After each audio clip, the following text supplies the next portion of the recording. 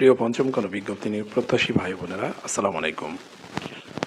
বরাবরের মতো আজও আপনাদের মাঝে উপস্থিত হয়েছি খুবই গুরুত্বপূর্ণ একটি ভিডিও নিয়ে।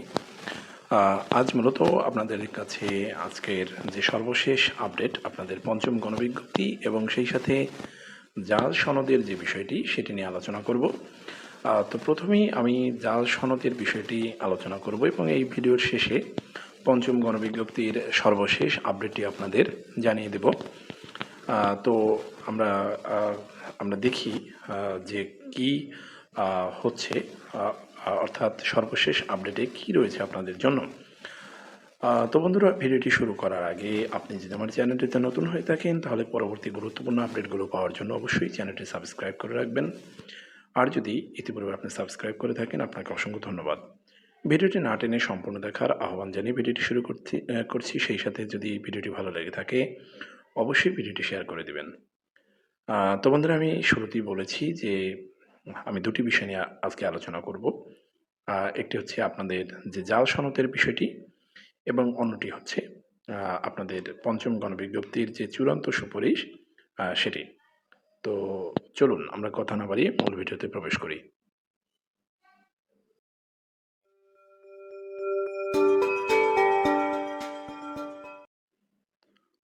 তো বন্ধুরা, ডেইলি ক্যাম্পাসের রিপোর্ট অনুযায়ী আমরা এখানে দেখতে পাচ্ছি যে আজ 14 আগস্ট 2024 4:50 নিউজটি আপডেট হয়েছে।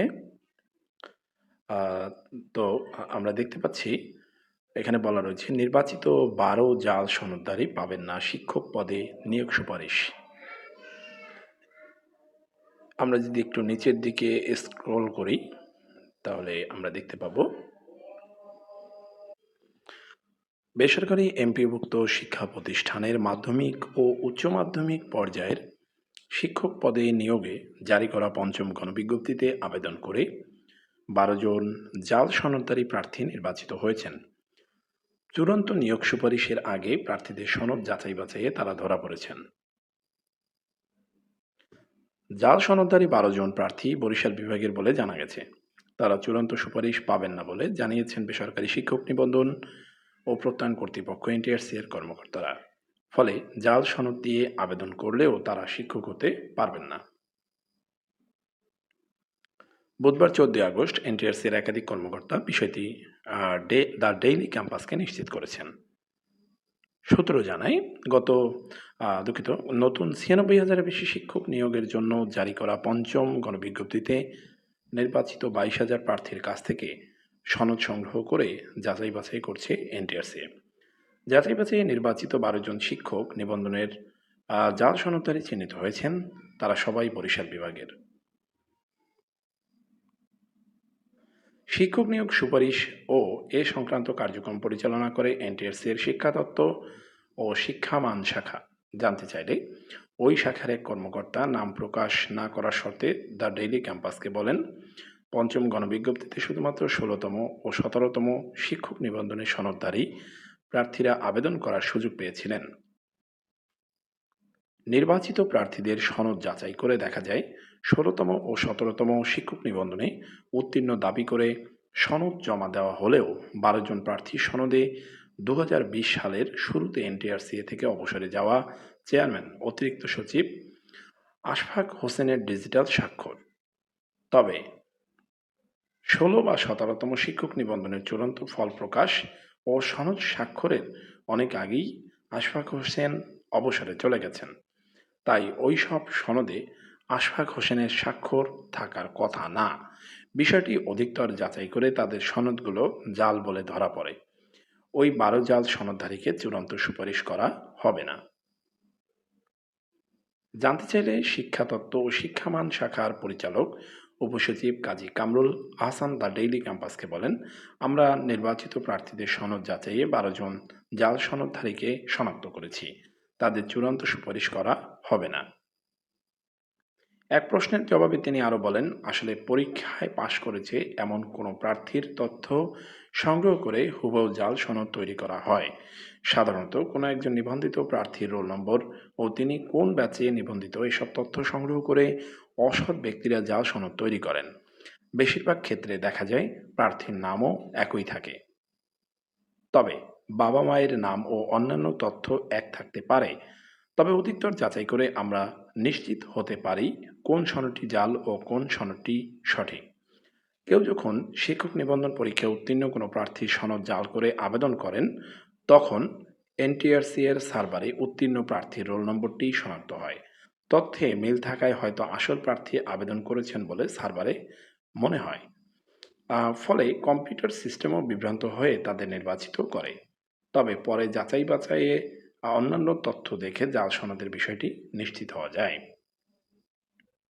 পরিচালক কাজী কামরুল আহসান আরও বলেন, ১২ জন ধরা পড়লেও আরও জাল সনদধারী থাকলেও থাকতে পারেন। তাই আমরা চূড়ান্ত সুপারিশের সময় আমরা প্রধান শিক্ষক ও অধ্যক্ষদের বলবো প্রার্থীর সনদ যাচাই করে তাকে যোগদান করাতে। অপরদিকে জাল সনদধারী এমপিওর আবেদন করলে সেখানেও মাঠ পর্যায়ে শিক্ষা কর্মকর্তাদের কাছে বিষয়টি ধরা পড়বে। জাল সনদ দিয়ে শিক্ষকতা আর সম্ভব নয়। এনটিআরসি এর কর্মকর্তারা বলছেন, জাল সনদের বিষয়ে জিরো টলারেন্স নীতি ঘোষণা করা হয়েছে। কোনো প্রার্থী জাল সনদ নিয়ে শিক্ষকতা করতে পারবেন না, সে সুযোগই নেই। শিক্ষা প্রতিষ্ঠানে কারো সনদ সম্পর্কে সন্দেহ থাকলে প্রতিষ্ঠান প্রদানের মাধ্যমে তা এনটিআরসি কার্যালয়ে পাঠাতে হবে। কোনো শিক্ষক জাল সনদধারী বলে শনাক্ত হলে তাদের বিরুদ্ধে মামলা করতে সংশ্লিষ্ট প্রতিষ্ঠান প্রদানের কাছে এনটিআরসি সুপারিশ করবে। এনটিআরসির সচিব মোহাম্মদ ওবায়দুর রহমান এর আগে দ্য ডেইলি ক্যাম্পাসকে জাল সনদধারীদের নির্বাচিত হওয়ার বিষয়টি নিশ্চিত করেছিলেন। তবে বুধবার এ বিষয়ে মন্তব্য জানতে তার কার্যালয়ে যাওয়া হলেও তাকে পাওয়া যায়নি। তো বন্ধুরা, চতুর্থ গণবিজ্ঞপ্তিতেও জাল সনদ দিয়ে আবেদন করে ১২৩ জন প্রার্থী নির্বাচিত হয়েছিলেন। যাচাই বাছাইয়ে ধরা পড়ায় তাদের সুপারিশ করা হয়নি। তো যাই হোক, এখন আমরা জাল সনদের যে নিউজটি সেটি দেখতে পেলাম। আমরা সেখানে দেখতে পেলাম যে ১২ জন প্রার্থী তারা জাল সনদধারী, তারা ধরা পড়েছেন। তো বন্ধুরা, এবারে আপনাদের মাঝে আলোচনা করব আপনাদের বহুল প্রত্যাশিত যে পঞ্চম গণবিজ্ঞপ্তির চূড়ান্ত সুপারিশ সেই আপডেটটি নিয়ে। তো বন্ধুরা, বিষয়টা হলো আজকে এনটিআরসিএ বিকেলের দিকে শিক্ষা মন্ত্রণালয় ইমেলের মাধ্যমে অর্থাৎ চূড়ান্ত সুপারিশের জন্য অনুমতি চেয়েছে। তো যেহেতু বিকেল হয়ে গেছে এবং ৪টার বেশি বেজে গেছে, সেক্ষেত্রে মন্ত্রণালয় অনেক কর্মকর্তাই থাকেন না স্বাভাবিকভাবেই। তো সেজন্য হয়তো আজকে অনুমতি মিলবে না।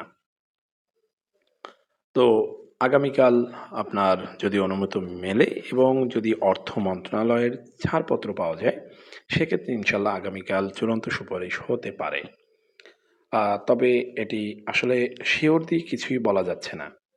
আর এদিকে আপনাদের জন্য একটি দুঃখের বিষয় হচ্ছে, এর আগে আপনার যে সুপারিশগুলো অর্থাৎ চূড়ান্ত সুপারিশগুলো হতো পুলিশ ভেরিফিকেশন চলমান রেখে।